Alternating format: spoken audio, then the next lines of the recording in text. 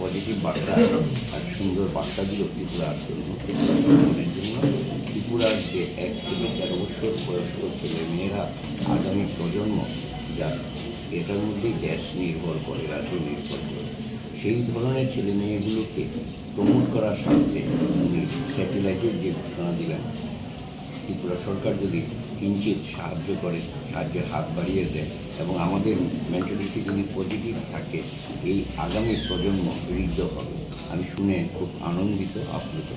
এরকম একটা অনুষ্ঠানে উপস্থিত হতে পেরেছি এবং ডক্টর মলয়পি ত্রিপুরার জন্য যে শান্তিনিকেতন হসপিটাল করেছেন ত্রিপুরা জনগণের স্বার্থে, ত্রিপুরা সরকারকে অনেক অনেক ধন্যবাদ এই ধরনের সুযোগ আমাদের সামনে উপস্থাপনা করার জন্য।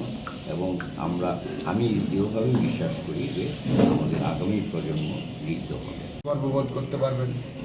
আমাদের নেক্সট চিন্তাভাবনা, আমরা ইন্টেলিজেন্সি ব্যুরোকে কাজে লাগিয়ে এই যে আমাদের এইখানকার বিশেষ করে মহিলা এন্টারপ্রেনার আপনাদের সঙ্গে অংশগ্রহণ করবেন, আপনারা অংশগ্রহণ করবেন, আপনাদের চ্যানেল মারফত যে সমস্ত শিল্প আছে সেইগুলি প্রমোট হবে এবং এখানে বাংলায় বললে পারে যে স্টেট বা যে দেশে যে ভাষায় প্রয়োজন সেই ভাষায় এই টেকনোলজির মাধ্যমে শোনা যাবে।